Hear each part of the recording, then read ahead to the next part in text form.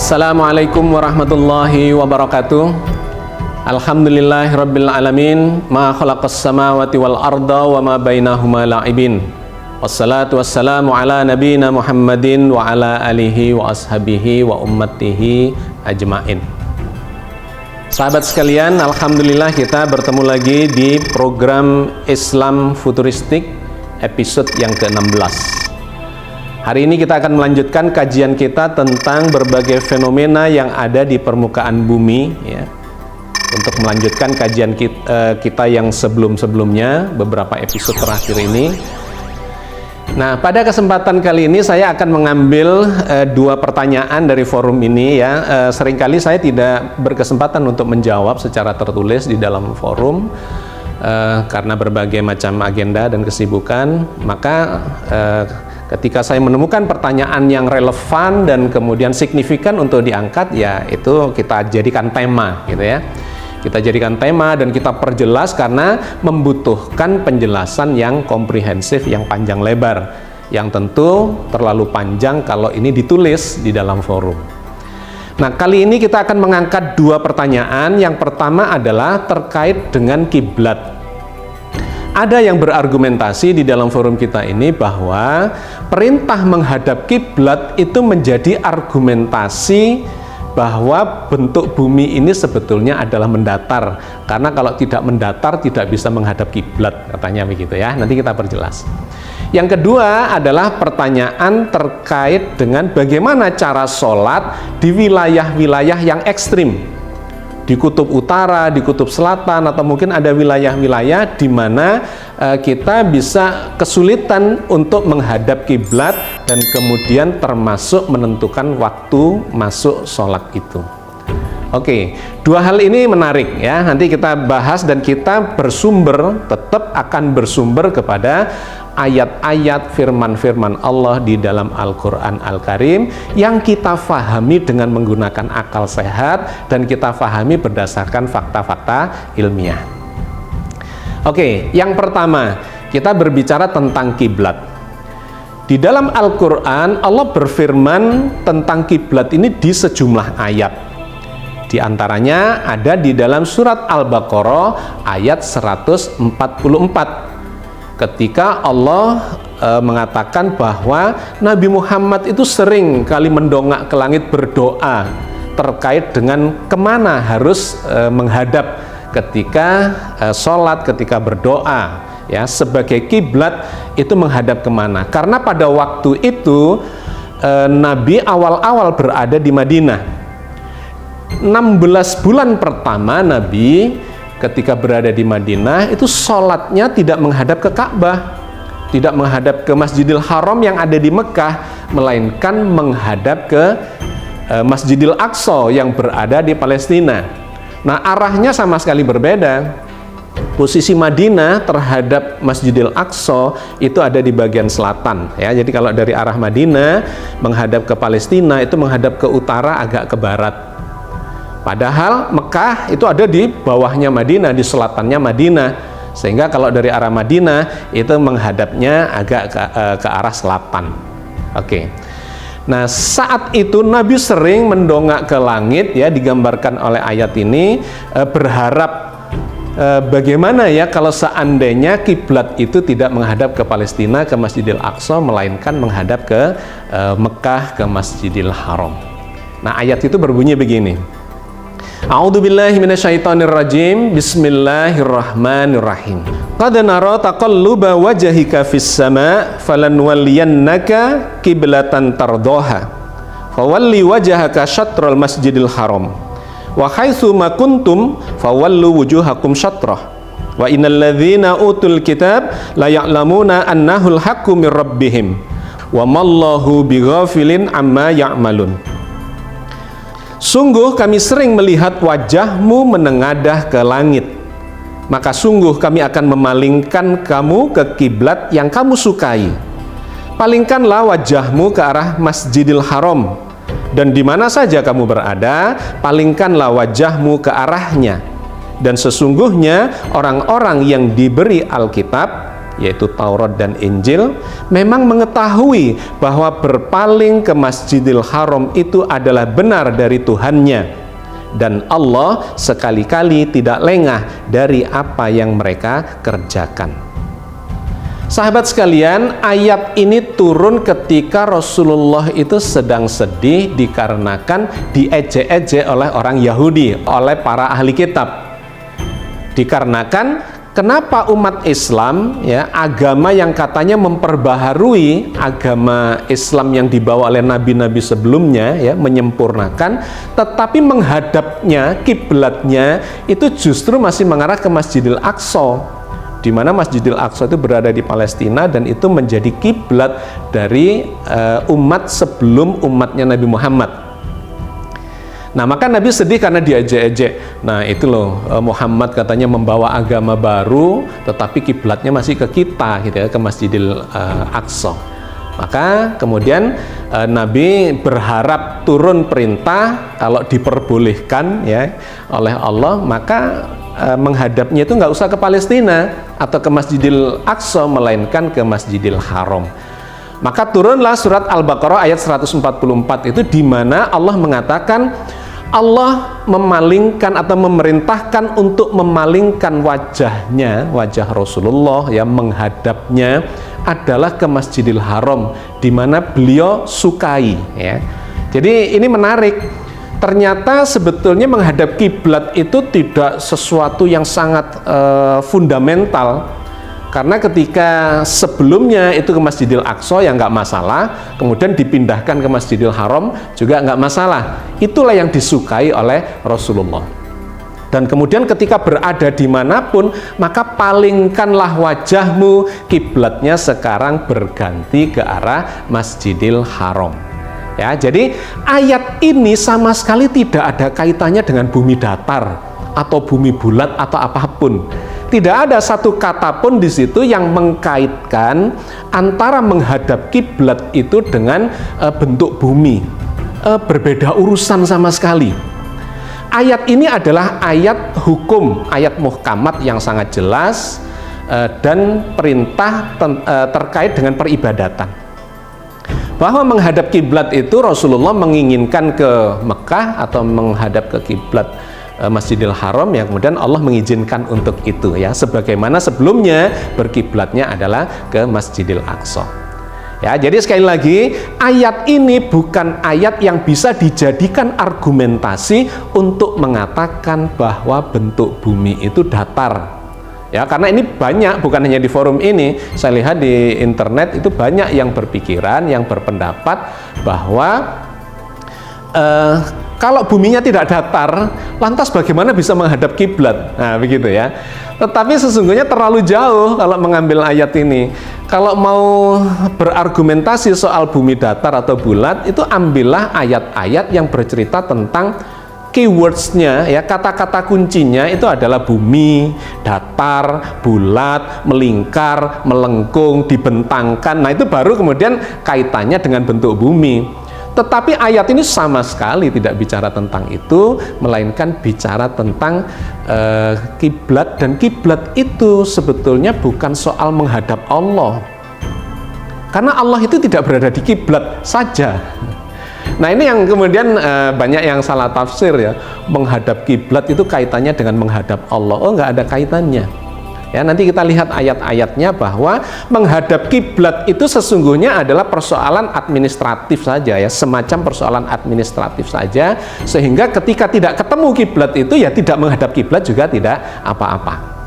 Ya, kita lanjutkan pada ayat yang berikutnya, karena seperti biasa ketika kita bicara tentang membangun kesimpulan dari dalam Al-Quran, maka kita mencoba menjelaskannya dengan berbagai ayat supaya komprehensif.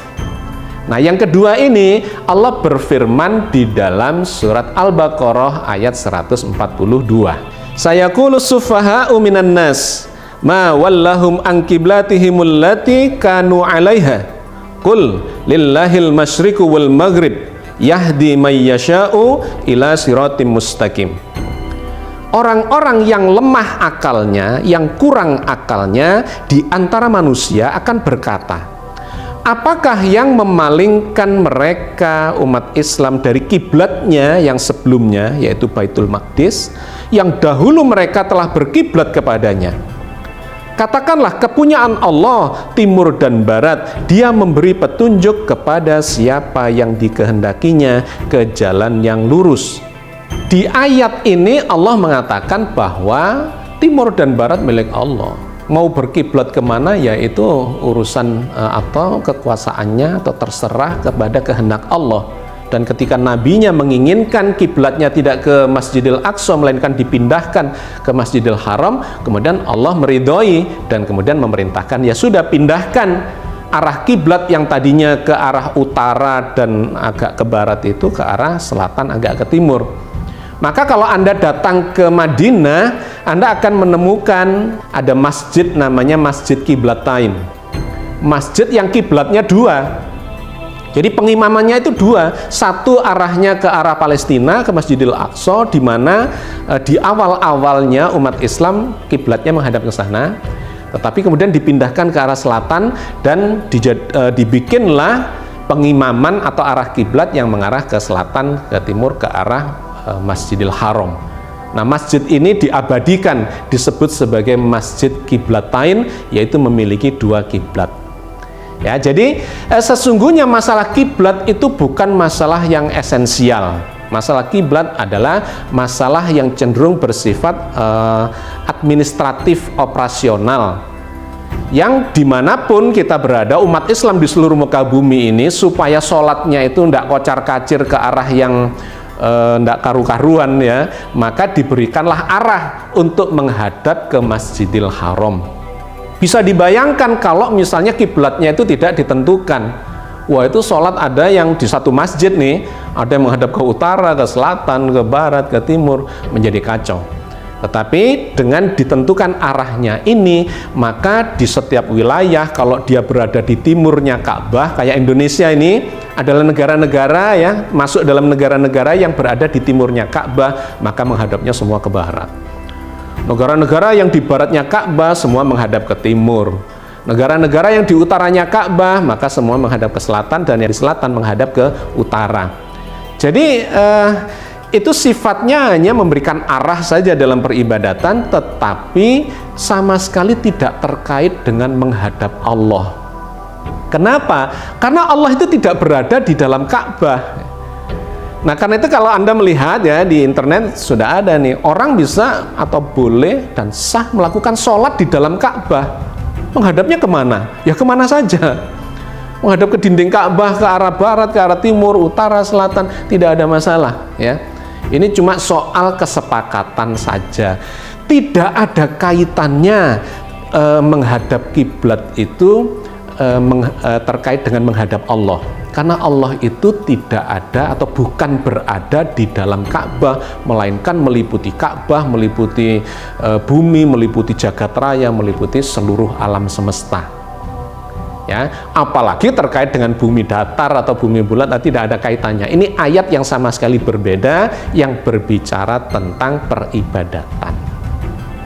Nah, terkait dengan menghadap Allah, maka itu ada ayat lagi, ya, yang lain yang kemudian memberikan penjelasan, yaitu salah satunya ada di dalam surat Al-Baqarah ayat 115.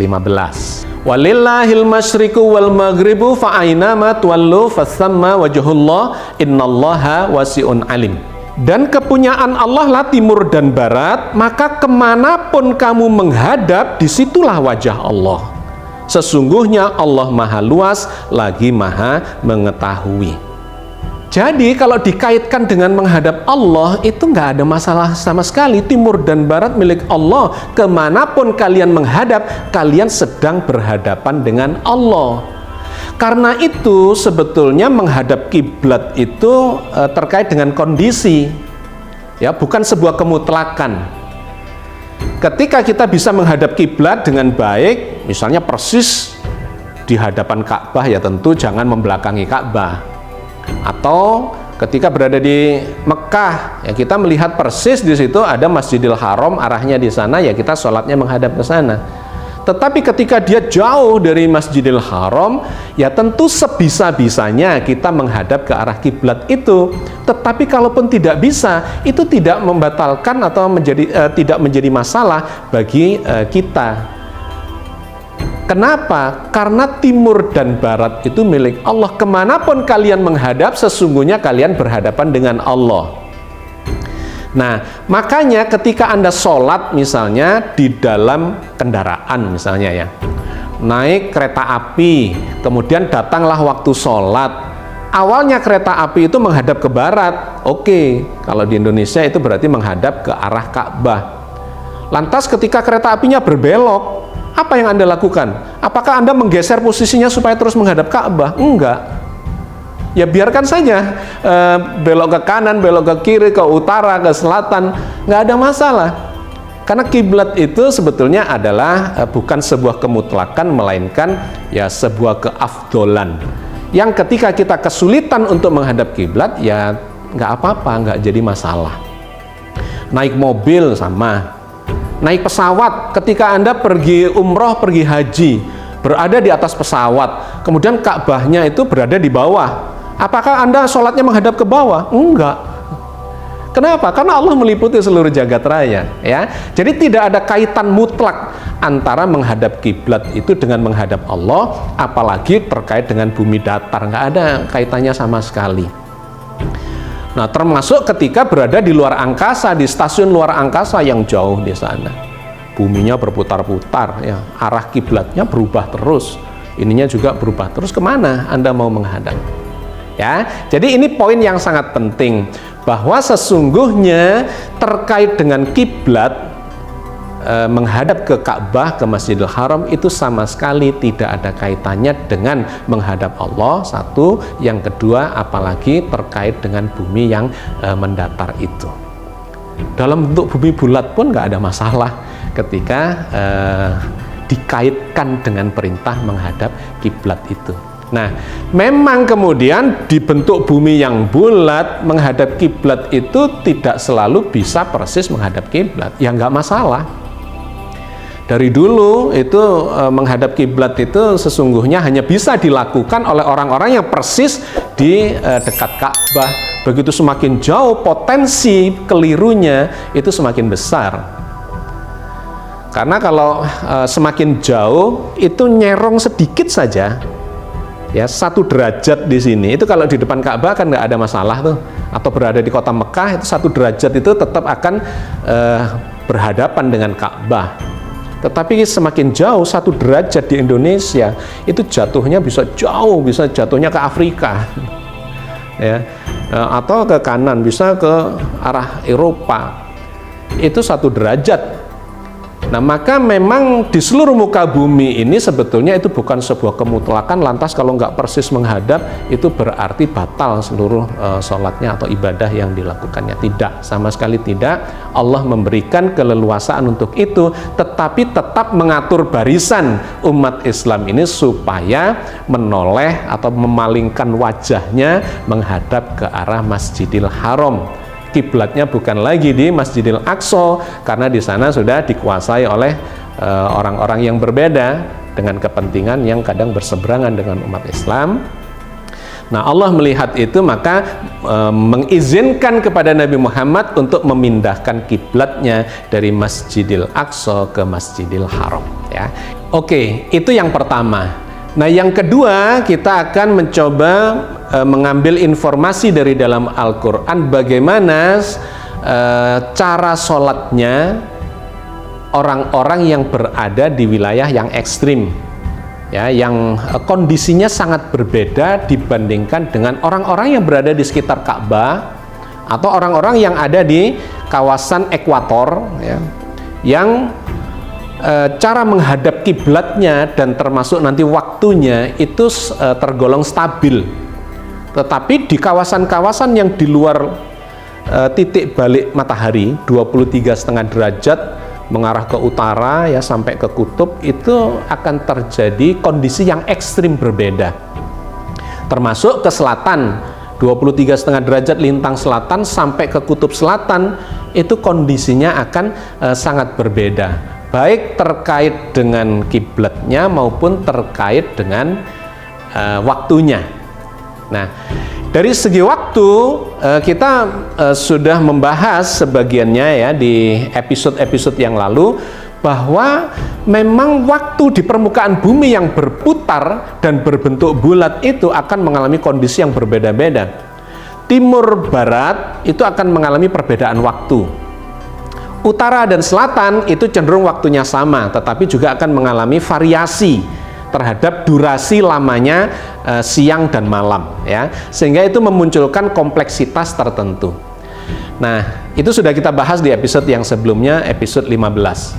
Lantas ada yang bertanya ketika kita bicara tentang kawasan kutub, di mana di sana bisa terjadi malam hari terus-menerus selama berbulan-bulan, atau siang hari terus-menerus selama berbulan-bulan.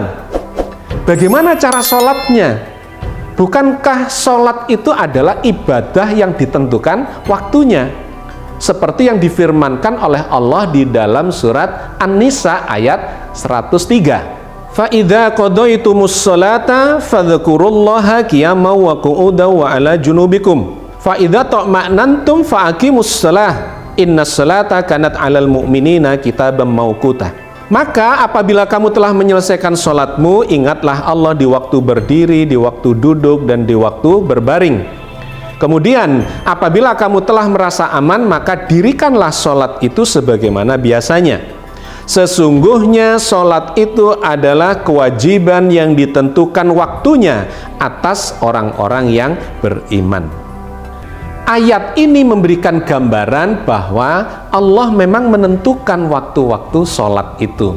Dan kita sudah paham itu dikaitkan dengan pergerakan matahari, ya, yang kita bahas kemarin di episode sebelumnya, bahwa matahari itu menjadi patokan waktu diantaranya bagi peribadatan. Sholat subuh itu matahari belum terbit ketika fajar, karena itu disebut sebagai sholat fajar. Kemudian ketika matahari terbit, sepenggalah naik ya, ketinggian tertentu sedikit di atas horizon, maka waktunya sholat duha. Matahari berada di atas kita, di titik kulminasi tergelincir sedikit, masuk sholat zuhur. Kemudian matahari turun ke arah barat di pertengahan, di lintasan turunnya itu sampailah ke sholat asar. Dan ketika dia tenggelam, setelah tenggelam mataharinya tidak kelihatan, maka masuklah waktu maghrib. Dan ketika sudah jauh sampai gelap malam, maka digambarkanlah itu sebagai datangnya atau waktunya sholat isya. Nah, jadi memang Al-Quran mengajarkan kepada kita bahwa sholat itu adalah kewajiban yang ditentukan waktunya seiring dengan pergerakan matahari. Nah, ada intervalnya. Intervalnya adalah kalau sholat subuh ya antara saat terbit fajar sampai sebelum terbit matahari. Kalau sholat zuhur ya sesudah matahari tergelincir sedikit sampai di pertengahan tergelincirnya matahari itu sebelum asar. Sedangkan sholat asar adalah di pertengahan tergelincirnya matahari sampai sebelum tenggelamnya matahari. Sedangkan pada saat terbit matahari dan saat tenggelam matahari itu tidak diperbolehkan untuk melakukan sholat, baik sholat sunnah maupun sholat wajib, apalagi sholat wajib. Ya, ini juga ada yang mempertanyakan di forum kita, sehingga sekaligus saya jawab bahwa sholat di sekitar terbitnya matahari dan tenggelamnya matahari itu adalah diharamkan. Ini terkait dengan tradisi, ada semacam kepercayaan atau agama yang dimana mereka itu menyembah matahari, matahari terbit disembah, matahari tenggelam disembah. Nah, Islam tidak menempatkan sholatnya itu di antara dua waktu itu dikarenakan ya untuk menghindari persepsi itu tadi menyembah matahari. Ya, maka sholat-sholat qobliyah dan sholat ba'diyah, ya ba'diyah subuh itu cenderung menyongsong matahari, itu nggak ada. Dan sesudah asar, ba'diyah asar, ya ba'da asar itu tidak ada karena menyongsong tenggelamnya matahari. Sebagaimana juga maghrib itu sebelum maghrib itu nggak ada sholat qobliyahnya, ya karena itu ada di sekitar terbit dan tenggelamnya matahari. Oke. Jadi sahabat sekalian, sholat adalah ibadah yang ditentukan waktu berdasar intervalnya. Nah masalahnya, interval itu bisa bergeser-geser menjadi panjang, menjadi pendek ketika kita berada di posisi mengarah ke kutub utara maupun ke kutub selatan. Di musim panas, maka mataharinya itu bisa tidak tenggelam selama 70-an hari. Nah, lantas apakah kita akan tetap berpatokan pada pergerakan matahari tropis? Ya tentu nggak masuk akal. Ya, kita harus menyesuaikan di mana kita berada. Kenapa? Kalau Anda menjadikan patokan matahari mulai dari fajar, terbit, titik kulminasi sampai tenggelam, itu tidak akan Anda temukan di kutub pada saat di sana musim panas. Mataharinya tidak terbit, mataharinya tidak tenggelam, melainkan terus berada di sekitar horizon, naik turun, naiknya tidak sampai ke atas, turunnya tidak sampai tenggelam. Dan itu terjadi selama berbulan-bulan. Sehingga kalau kita tetap berpatokan pada pergerakan matahari tropis, maka kita setahun itu hanya sholat 5 kali. Ya, sholat subuhnya adalah pada saat musim dingin, ya, di akhir musim dingin ketika matahari belum terbit di musim semi. Kemudian sholat duhurnya berada di puncak musim panas. Kemudian sholat asarnya setelah musim panas, musim gugur. Kemudian sholat maghribnya setelah musim gugur masuk musim dingin lagi. Kemudian di puncak musim dingin sholat isya. Jadi setahun cuma sholat 5 kali kalau Anda mengikuti pola pergerakan matahari tropis. Nah bukan begitu. Makanya Allah menggunakan atau mendorong kita memahami pergerakan langit bukan sebagai kemutlakan, melainkan sebagai patokan waktu.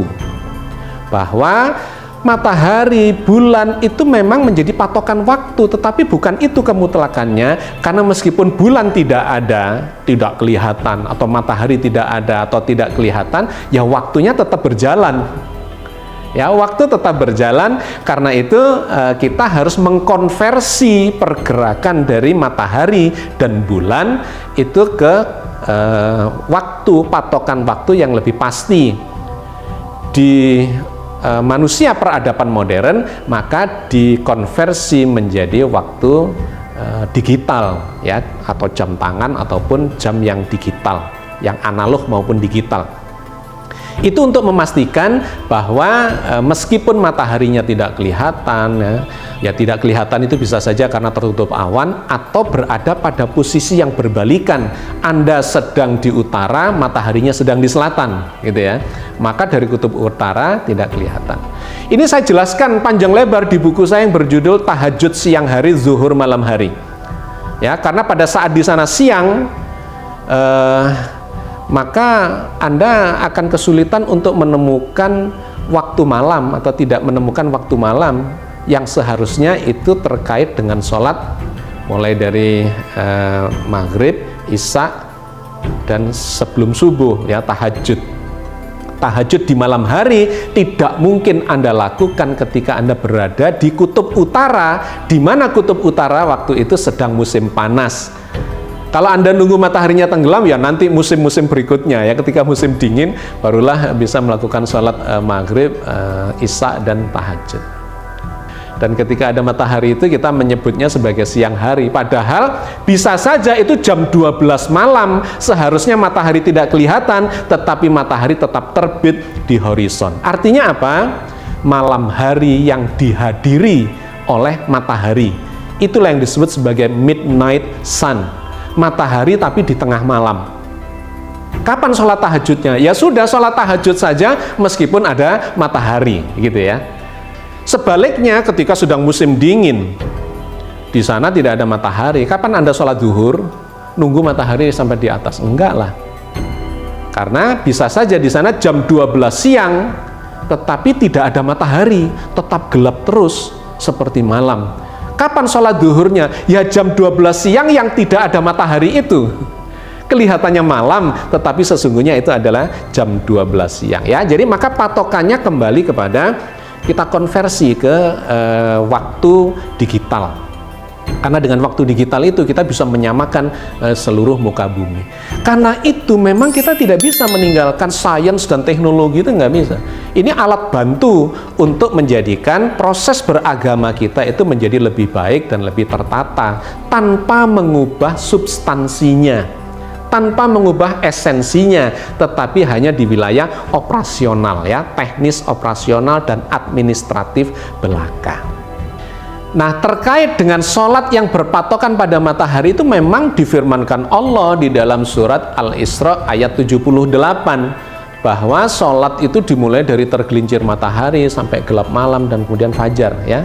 Ada dalam surat Al-Isra ayat 78 yang bunyinya Aqimis sholata liduluki syamsi ila ghasaqil lail wa qur'anal fajr inna qur'anal fajri kana mashhuda. Dirikanlah sholat dari sesudah matahari tergelincir sampai gelap malam, dan dirikanlah pula sholat fajar. Sesungguhnya sholat fajar itu disaksikan. Ayat ini memang memerintahkan kita untuk berpatokan pada pergerakan matahari, untuk menentukan waktu-waktu sholat kita, mulai dari tergelincir matahari sampai gelap malam, artinya mulai zuhur sampai isya. Kemudian wa Qur'anal fajar, yaitu disambungkan dengan sholat fajar ya. Itu nanti kalau kita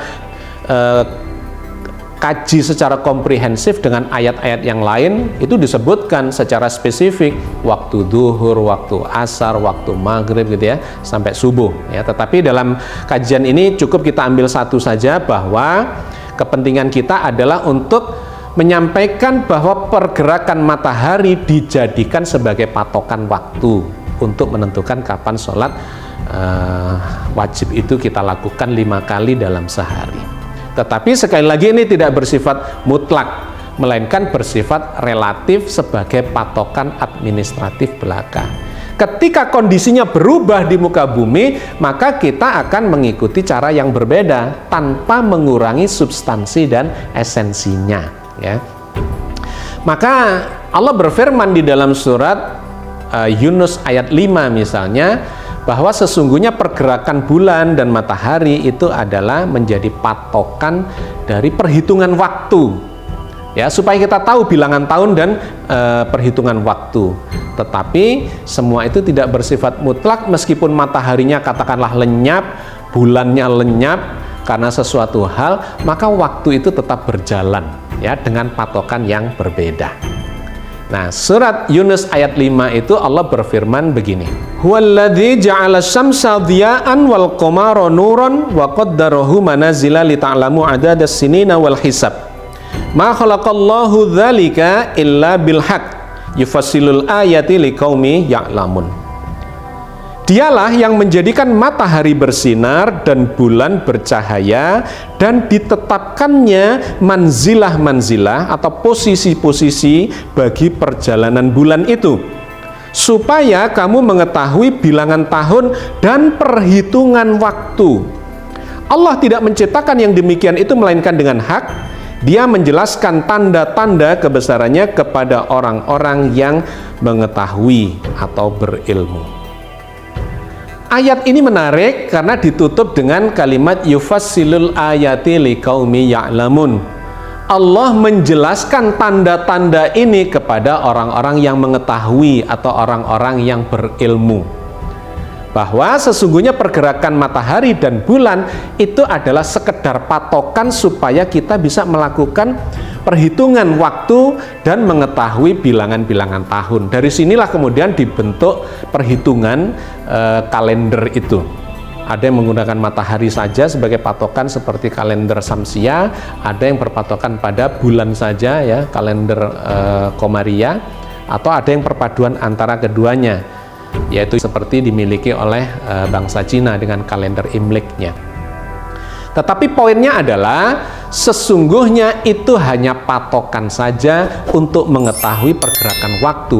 Waktu tetap bergerak meskipun kita tidak menemui pergerakan dari bulan dan matahari itu. Nah, ini terjadi di kawasan ekstrim itu, misalnya ketika kita berada di kutub utara maupun kutub selatan, sekali waktu kita tidak melihat matahari terbit dan tenggelam. Sehingga patokannya seperti apa? Ya mau tidak mau harus kembali ke jam tangan kita. Di jam tangan kita, disitulah kita kemudian mengetahui patokannya kapan, apakah ini sudah fajar, padahal kondisi di luar sedang malam. Apakah ini matahari sudah waktunya duha ya? Ataukah ini sudah zuhur, apakah sudah asar, apakah sudah maghrib? Ya kita membuat hitungannya itu berdasarkan patokan itu, tetapi kita sesuaikan untuk kawasan di kutub itu. Apalagi ketika berada di luar angkasa, wah itu patokannya sudah jauh berubah. Tetapi kita memiliki patokan waktu berdasarkan jam tangan itu. Nah lantas pertanyaannya, bagaimana kalau tersesat dan kemudian tidak bawa jam tangan? Ya namanya tersesat ya dimaafkan. Sama dengan ketika Anda berada di dalam kendaraan, kemudian tidak bisa menghadap kiblat, ya menghadap kemanapun. Allah meliputi segalanya, meliputi langit dan bumi dan timur dan barat, semuanya diliputi oleh Allah. Waktunya nggak ketahuan, ya sudah sholat saja, karena memang dalam kondisi yang boleh dikatakan sebagai darurat ya. Jadi agama ini begitu mudahnya buat kita, jangan dipersulit, semuanya ada penjelasannya di dalam Al-Quran, tetapi kita harus membahasnya secara komprehensif. Jangan dicupliki sebagian-sebagian sesuai dengan kepentingannya saja.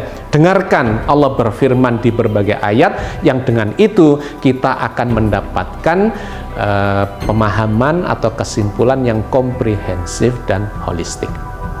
Saya kira saya cukupkan kajian kita pada kali ini. Mudah-mudahan ini memberikan hikmah dan berkah kepada kita semua di dalam ridho Allah yang maha pemurah lagi maha menyayangi kita semua. Amin ya rabbal alamin. Assalamualaikum warahmatullahi wabarakatuh.